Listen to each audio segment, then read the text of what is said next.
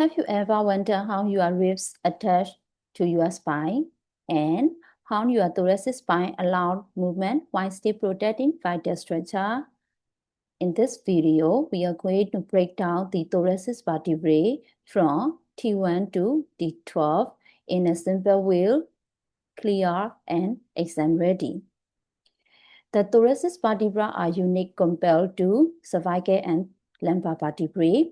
Most thoracic vertebrae are considered typical because they are independent bone, they have vertebral body and vertebral arch. And most importantly, they have 7 processes for muscle and joint attachment. But what really makes them special is their relationship with the ribs. Typical thoracic vertebrae. Among 12 thoracic vertebrae, the typical thoracic vertebrae are T2 to T9. They share several key features. First, they have costal facets for rib attachment, small pair, superior and inferior demifacets on each side of the vertebral body. Second, transfer process. It also has facets for rib articulation, and that they have long, downward sloping spinal process, which often overlap the vertebra below. For the costal facets and rib articulation, now let's understand how ribs attach. Each rib typically connects to 2 vertebrae. The inferior vertebra faces inferior demifacets of the vertebra above and superior demifacets of the vertebra below.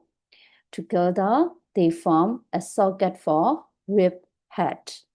For example, 7 ribs articulate with inferior articular facets or thoracic vertebra number 6 and superior articular facets or T7 vertebra.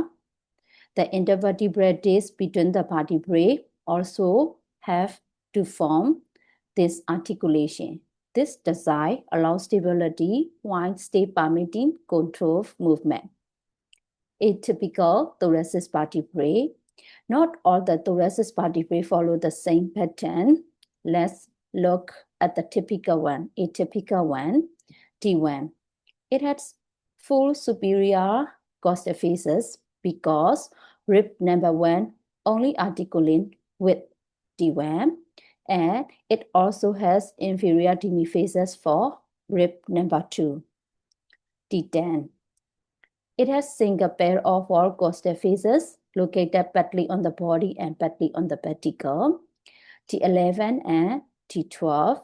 They also have single pair for whole faces, but they are located entirely on the pedicle, not on the vertebral body. And they do not articulate with tubercle of the ribs, so they do not have articular facets for rib on their transfer process. The differences are important for exam. Spinal process. The spinal process of thoracic vertebrae are long and slope downwards. Because they overlap adjacent vertebrae, they protect the spinal cord. In fact, this overlapping structure have prevented sharp objects from entering the vertebral canal.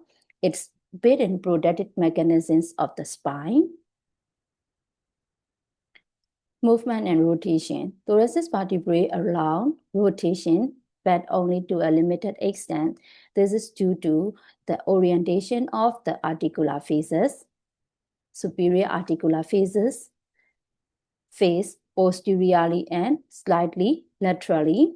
Inferior faces face anteriorly and slightly medially. Because of these articular faces, they create a cupped joint plane that allows small rotational movement. However, movement is limited by rib cage, which adds stability. Let's summarize and for your exam tips for your exam. Let's quickly summarize. Typical thoracic vertebrae, T12 to T9. They have demifacets for rib articulation on each side of their vertebral body. Rib articulates with 2 adjacent vertebrae. Atypical vertebrae are T1, T10, T11, T12. Spinal process are long and protective. Movement is mainly rotation but limited. For your exam, if you see question about whole costal facets, you must think T1, T10, T11, and T12. If it's mentioned about demifacets, it's a typical thoracic vertebra. These are my references. If this helps you understand thoracic vertebrae better, make sure to like, subscribe, and share with your classmates.